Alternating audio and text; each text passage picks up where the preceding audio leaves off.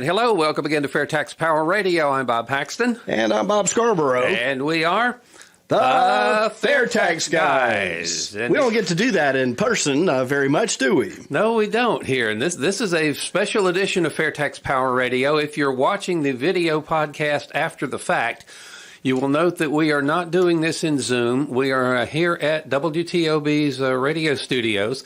And as we have said many times before, radio studios do not lend themselves to video very well. And that's on purpose, folks. So we've got this kind of strung together. But if you are listening here, this is a Sunday morning, October 22nd at a little after 8 a.m. Eastern Time. If you're listening to WTOB either over the air or over the Internet, if you would give folks the phone number, we will be glad to have you call in and we'll talk with you. Absolutely. Our telephone number here on Trade Street in Winston-Salem, North Carolina at WTOB is 336-761-1380, 1380. That's the old frequency. Used to be on 1380, and then they moved down to 980. Now, I have brought you something. Yes, you did. I have fetched Fat Albert all the way from Ocala just so you can hold it. And And in case you wonder about this, it's set up in a patchwork now. And how long does it take you to do this? About 90 seconds to get it looking like this or so? Oh, it takes 15 seconds to get that on. I call that the Harper pattern. There's a lady I go to church with named Vicki Harper who wasn't fiddling with that one, was fiddling with one of my smaller ones. And actually just stumbled across that pattern. How do you do that? So I figured out how to do it, and then how you can put it on any of the odd-numbered cubes. This is a representative of the Internal Revenue Service's income tax, or U.S. Treasury income tax. Certainly not looking like this, but you really got to scramble it all the way up before it really represents the income tax, both the complexity thereof and the ever-shifting nature thereof. That's right. And so we leave it like this because it would take the rest of our lives to actually get it in this position. It would take me a little over an hour to put it back from the totally scrambled position. But this is our visual. We started this. Ron Malero and I went to CPAC several years ago. One of the other FAIRtax volunteers let us use their booth, and we brought this one and a slightly smaller one to represent the flat tax, because, again, the flat tax does not stay flat. Ooh. Still an income tax involved in the flat tax. Still the IRS. It will still be lobbied to death, so it doesn't take long for a flat tax to become the same kind of mutt mess we've got already. Then I had a little dinky 2x2 for the FAIRtax and set them out there with the appropriate labels on them, and everybody walking by wanted to play with them. Right. That's right. And if you go to some of the old podcasts, the video section of them back, to around number 200 or so, and we're getting ready to close in on 400 here in a few weeks by the end of the year. But if you go back and look at some of those old episodes, you'll see Bob and Ron, and you'll see this display that he's talking about with the cubes, representing the complexities of our income tax and the simple nature and the fair nature of the fair tax, a tax on consumption versus a tax on income. Yes. Now, speaking of the complexity and the ridiculousness of the income tax, guess what I have brought with me today? Oh, my goodness. We cannot have a FAIRtax Power Radio without taking a look at what the Congress could, and it's kind of strange. The mess with the speakership of the House is still going on. That's been going on for weeks now. Right. And so they keep reading that, the House is paralyzed. They can't do anything. And as of we speak of this morning on the 22nd of October, I think there are like 10 candidates out there now running. The two top ones, Steve Scalise and Jim Jordan, both appear to be out of the running. And I saw where a guy from Florida, Byron Donalds, is in the race now. Right. And there are several of them. Of course, hopefully by the time this thing streams in a little over a week on the 31st, that will be closer to a resolution. But as we're recording this on Sunday morning, the 22nd, it is a mess and a half. But even so, with they the are House, still busy. Quote, paralyzed. Busy. There are not as many as there usually are, but there are some real goodies in here. What Congress critters are trying to do to the tax code. Let's start with H.R. 6013. This is to amend the Internal Revenue Code to establish a business tax credit for the purchase of zero-emission electric lawn, garden, and landscaping equipment. Now, I've seen some electric lawnmowers advertised that run on batteries, and some of the crazy ones have a cord. I mean, I'm not sure I'd want to do that. Do you want to run over the cord while you're mowing your lawn? Or at an explosion in the backyard. Mm-hmm. Well, I just bought me a new robotic mower, but that's I remember you showing me that you had a GPS that showed how it was mowing you could look on your phone to see how your lawn was coming along. Yes, I'm standing here in North Carolina. I could go to my app here and start my lawnmower back in Florida from here. But anyway, this is to amend the Internal Revenue Code to establish a business tax credit for the purchase of zero-emission electric lawn, garden, and landscaping equipment. Now, that's a business tax credit. I guess if you're in the landscaping business, sure, you can get this tax credit. If you're just an average Joe Blow that wants an electric lawnmower, you're out of luck. Right. Yeah. Oops. Well, you better go ahead and get in the landscaping business. You could be Your Name LLC and go ahead and take advantage of that tax credit. I have one customer myself. Me. That's right. You come mow my lawn too. I don't know. That's a long. Mount Airy's a long way from Ocala. That's true. All right. This is HR 6007. HR 6007. To amend the Internal Revenue Code to provide for a micro-employer. And I don't know what that is. I guess that's a small employer. A midget that owns a radio station. That would be me. Okay. A micro-employer pension plan startup credit. Startup credit. Micro-employer.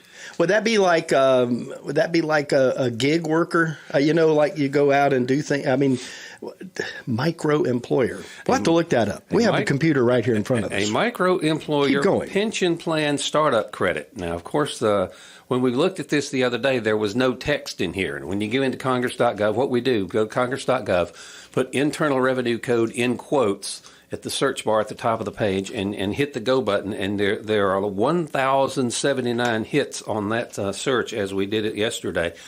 And, of course, some of these things that just get introduced, it takes a while for the text, especially if it's a lengthy bill, to get published. So they had no text with this, what the micro-employer pension plan startup credit is, and I figure you have just Googled it and figured it all out, right? Well, micro-employer means a business entity that employs not more than 20 employees. Micro-employer means an employer has an average of 4 or fewer employees eligible for health care benefits in 12 months. So it depends on what particular category you're looking at. That particular result was for health care. And a business entity, the employees not more than 20 people. Oh, so that sounds like they want to give these little micro businesses a help in starting up a pension plan. Okay, whatever. There you go. Not bad. Hey, well, but why do they use a tax code to get that thing in? Let's bring it on in and debate it. The $1,000 question. Now here, this one will curl your hair. What little there is under the cap there. Yeah, right. Thank you. I figured I'd go with the Ron Malero look today with the hat because he always wore.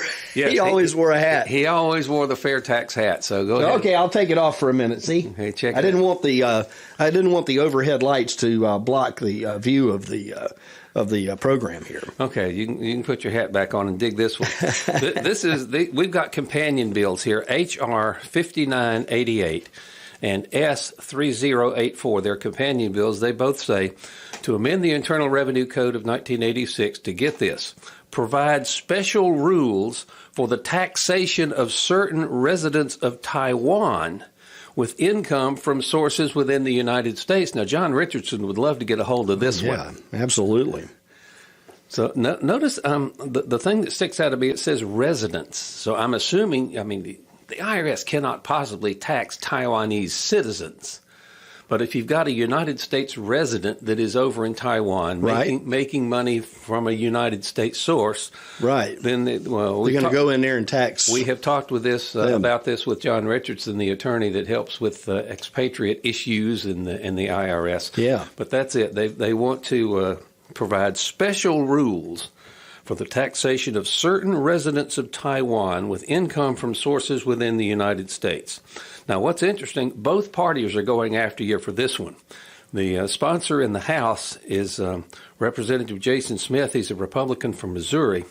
And the Senate bill is sponsored by Ron Wyden, the Democrat senator from Oregon. So both parties are going after folks that live in Taiwan and make money in the United States. It just doesn't pay to be a U.S. citizen anywhere sometimes. Oh, I got to run that by John Richardson next time I talk to him and see what he says. But okay, this one, here's a mouthful. This is Senate Bill 3076, a bill to amend the Internal Revenue Code to include individuals receiving Social Security disability benefits under the Work Opportunity Credit. Also, to increase the Work Opportunity Credit for vocational rehabilitation qualified SSI recipients and qualified SSDI recipients, expand the Disabled Access Credit, and enhance the deduction for expenditures to remove architectural and transportation barriers to the handicapped and the elderly. You cannot have a tax code without that in it. Absolutely. No, of course not. I mean, there's all this, and we know because, and of course, after the WTOB listeners are hearing this show before Congressman Linder joins us on the program. Yeah, by the time this streams to everybody else, John Linder would have been on last week. So go to the Rumble archive or the live section of the YouTube channel, your FAIRtax Guys YouTube channel, and see what John Linder has to say. Yeah, he was. Hey, let me tell you, the one thing I picked up, the thing that keeps resonating with me out of that conversation, and folks that are watching on the stream, you will have had the opportunity to hear the program we're talking about. WTOB live listeners are going to have to wait until next week, Tuesday night, to hear the interview. But Congressman Linder made a point that at some point in time, everybody in Congress is going to have to look at FAIRtax as the only way to solve our problems. They are going to figure out that the income tax is inevitably going to collapse under its own weight. Right. It's evaded to the tune of almost $1 trillion a year now. At least that's what the IRS admits to. It's just incredibly complicated. I like to compare the complexity of the fair tax and the income tax is like comparing a clothespin to a Boeing 757. It's that dramatic. That's right. The difference between the complexity of the two. And we've run across some of the articles we've looked at here on this program. You'll still find people claiming, well, let's see, this is going to be, the prebate is going to make this really complex. It's going to be hard to mess with. You know that folks like that are just have an objective, that they've got a conclusion they want to reach, and then they're trying to find facts to support it. And the other thing, too, that we discussed with Congressman Linder that was significant is that you have these associations that are up there representing certain industry and or certain people or groups or causes, some charitable in nature, the others that are advocating for a particular type of business. And none of them, regardless of their true benefit, want the system that is up there working changed because there are maybe 100 people in the Association for the Amalgamated Consolidation of whatever, and so here comes a change in the way they make money. If they're not relevant anymore, if they have to go out of business, there may be 100 people that are working for that company, that association representing industry that would lose their jobs. So they're all, for various reasons, against changing from the income tax to the fair tax, tax on consumption. Steve Hayes wrote a chairman's report a couple of weeks ago. Steve Hayes, the president of Americans for Fair Taxation. You can go to fairtax.org.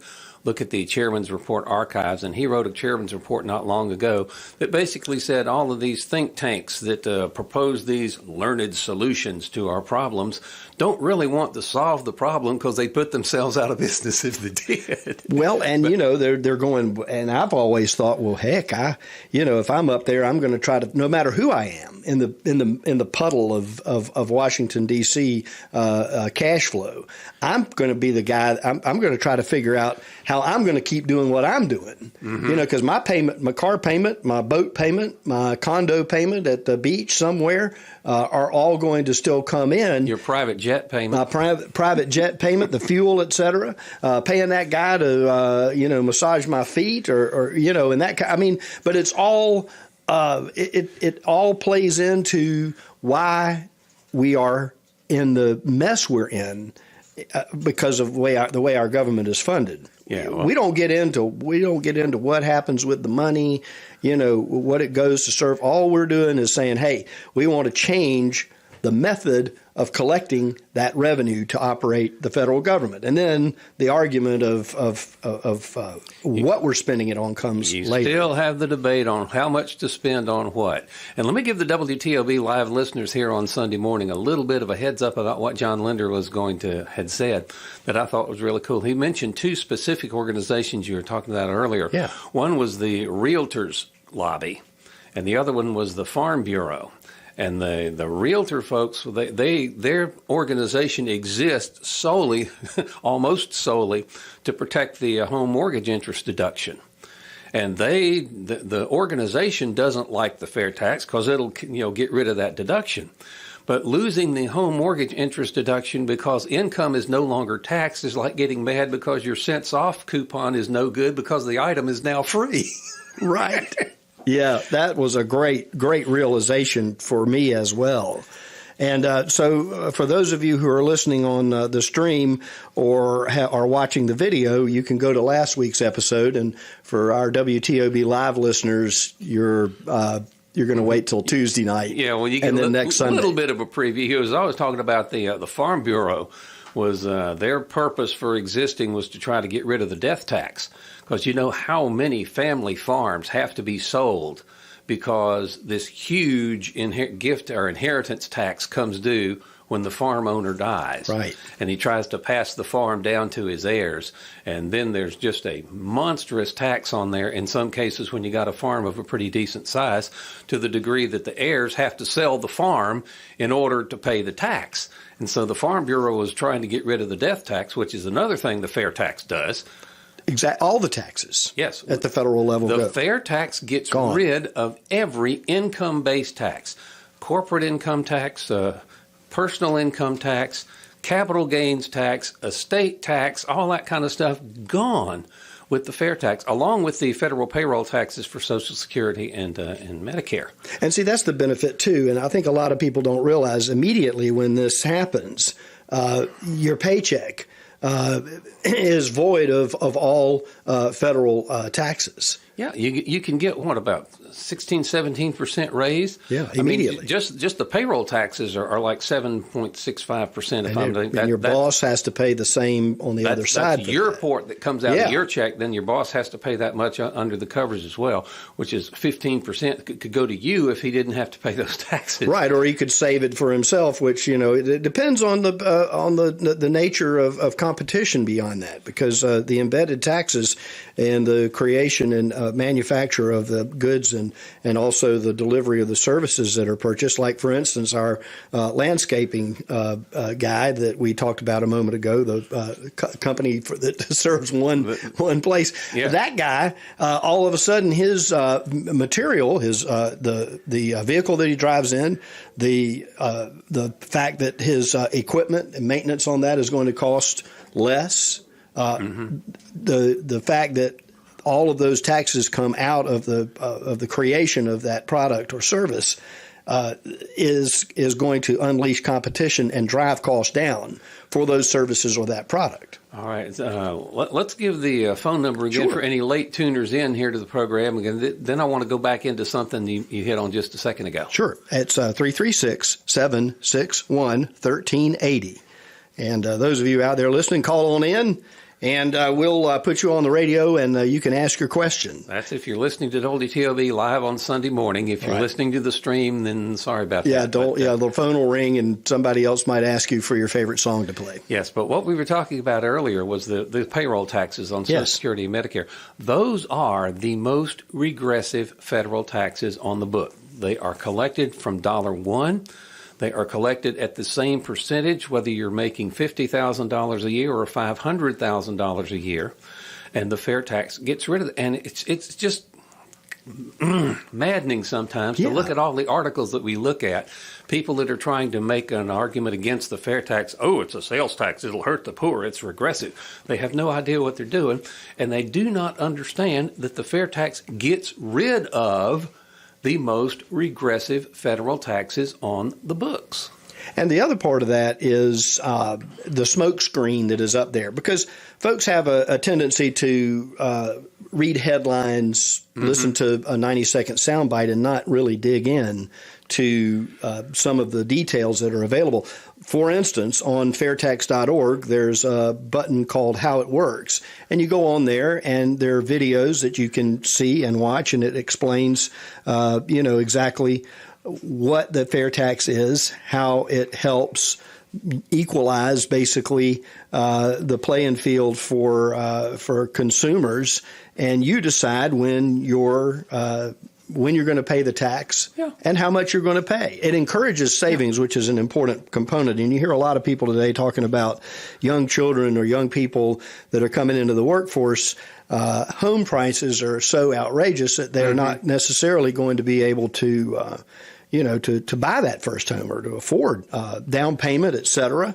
And so here's something to think about as you study the FAIRtax, and we encourage everybody that's listening and watching to do so. Understand the dynamics of what the FAIRtax can do in terms of savings. You decide you're going to be frugal. If you want to go out and buy, $1 million lot, and you have a yacht and you have the way to do that, then by golly, you go right on out there and do it. If you decide, that you're at the other end of the income spectrum and you want to save some money, well, here's an opportunity to do that. Let's say you're working in a budget under your current paycheck that you get. You're doing okay and everything. Think about the fact that you would get that immediate, increase in cash in your paycheck because of the reduction based on the elimination of the income tax. You could put that in your pocket and put it in a bank or put it in a savings savings account and start saving money that way.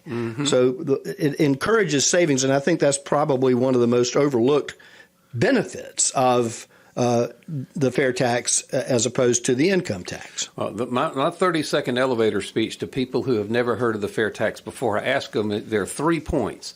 Would you like to bring home your whole paycheck with no federal deductions? Would you like to never have to file a tax return again? You no longer have to share the intimate details of your personal finances with the government. And would you like to get a tax refund every month? Right. And the answer to that, oh, yeah, that sounds really good. Oh, then you like the FAIRtax. Oh, I'm not sure I like that. That's regressive. It hurts them. Well, and then the other side of it, too, is the other side of that, too, is the flat tax. You've got two essentially competing concepts that both start with the letter F. One is going to end up with something else behind the F in terms of what it's going to do to you, and the other is the FAIRtax, and that's going to be the rocket fuel that lights up the economy, brings money that's overseas in accounts back into the United States. And I'm going to tell you, the first country that does it and brings that model into fruition is going to be the winner. Okay, so this is the flat tax on the day it is passed. This is the flat tax the first day after, the second day after, the third day after. It just keeps on going. Make sure you take a picture of that. He's holding up the Fat Albert Rubik's Cube. Yeah, for those and listening. And it changes. It's changing and that's what happens with the flat tax, because the Treasury, the IRS does not go away. No, we don't still an income tax. We don't get rid of the 16th Amendment. And I was excited, as we'll tell everybody here in the closing minutes, with Congressman John Linder on brilliant thinker, still engaged in promoting the FAIRtax, and I'll say that you can join us on X, formerly known as Twitter, on occasion at FAIRtax Official. And go ahead and follow that. We have regular posts like we do on the other social media, but on that FAIRtax Official page on X, formerly known as Twitter, we have occasional programs that will enable you to kind of, catch up on what the FAIRtax actually is. Well, hopefully, what with the idea, say this is new technology to everybody. Yeah. And most FAIRtax volunteers, have got other things to do in their lives besides sit and promote the FAIRtax 24 hours a day. But we are planning on having regular broadcasts, if you will, on these spaces, which are, for those of you who may not totally know what that is, it's like an internet chat room, except that you're actually speaking rather than typing out what you have to say. Yeah, it's really cool. And everybody gets to talk. And you come in, you may have 30, you may have 1,000 people in there, and it's got a little moderator control on it. But what we're doing on that space at FAIRtax Official is just having a conversation like Bob and I are having right now, involving you at any point in time that you'd like to come in. So if you go download, or if you don't have the app on your phone, your mobile device, go get Twitter, now known as X, and load that in, and then follow us at FAIRtax Official. Yeah, and a week or so ago, we had John Linder in one of those spaces. Correct. So if you can go back into the archive, I'm not sure how to do this. I've never done it. But if you can go back into the archive and find that FAIRtax space. Now, we had some technical issues. John had some trouble getting on. So it was about, 20 minutes deep into the conversation he was there. when Linder was finally able to get onto the space. Oh, but we went a whole another 20 or so minutes afterwards. It was gracious enough for him to stay on. But you have an opportunity through those, and we're going to work hard to get people that have significant benefit to the understanding of the FAIRtax on with us. But it might be Bob and Bob on there talking like we're talking now to answer your questions, more so than just us talking ourselves and of course to you, the listeners and viewers. Well, I think one of the plans is to have a regular, like once a week, just simply FAIRtax 101. What is it? How does it work? How does it affect you? And the person who gets to do that space, which is probably going to be me, will be repeating the same information over and over. It will get really repetitive for the host, but hopefully it will just, people hear the word FAIRtax, they don't know what it is. A lot of times you say they associate FAIRtax and flat tax with the same thing. Well, yeah, they just did, because everybody's at the superficial 90-second understanding of what and the national media seems to have no interest in informing people about the FAIRtax. Because somehow they're involved in the gravy train of Washington, D.C. politics. Yeah, that's the whole thing. But again, join Spaces on X. I'm still having a hard time calling it X. It's Twitter. But it was now known as X. So get into the spaces, and hopefully, if you know somebody who has hundreds of thousands of followers, get one of them to come talk to. We hear people all the time. How come you don't have a bigger audience? Well, because we're all volunteers and we don't have a multi-million-dollar promotional budget. Well, then you need to get these guys with hundreds of thousands of followers on social media to join your space, okay? Anybody out there that fits that description, we'd love to have you. Well, and two, if you think about the one-on-one contact that you would have on the street where you live in your neighborhood, and you take that concept over to X, formerly known as Twitter, and then you begin to expand on that, and you look for a place to have a conversation, maybe on somebody that you follow on the app, and you say, the greatest thing about the FAIRtax, tax on consumption, and say it that way. It's a tax on consumption that replaces the income tax, and just keep popping those little nuggets of information out there in regular conversation. And you'll be surprised at the responses that you get in that time. Yes, bring home your whole paycheck, never file a tax return again, and get a tax refund every month. And the clock is behind me. I can't see how much time we have left. It's time to go. Oh, it is. Yes, we have Winkler Bakery coffee cake we've got to finish up here in the studio. Thanks to Bob Paxton. Go ahead and give us the official closing here, sir. All right. Well, again, thank you so much for watching, sharing the videos, sharing us with your family and friends and whatnot. Until we meet again, we are the FAIRtax Guys. I'm Bob Paxton. I'm Bob Scarborough. Again, reminding you that the FAIRtax is the only truly fair tax, and once you understand it, you'll demand it. So what would you do for her? We've got several programs that will help her. We just need to find out how much she makes. But the good news is, the less she does, the more we can help. Yeah. If I may, with the FAIRtax, we wouldn't even tax her income. So the more she makes, the more she has. But still, a consumption tax could eat up a lot of her income. Which is why at the beginning of every month, we're actually going to give back all that she pays in taxes on basic necessities. You're going to give her back her taxes? Every month. On everything taxed on basic necessities. But we're also going to give it back to you and to every American citizen. Why? Well,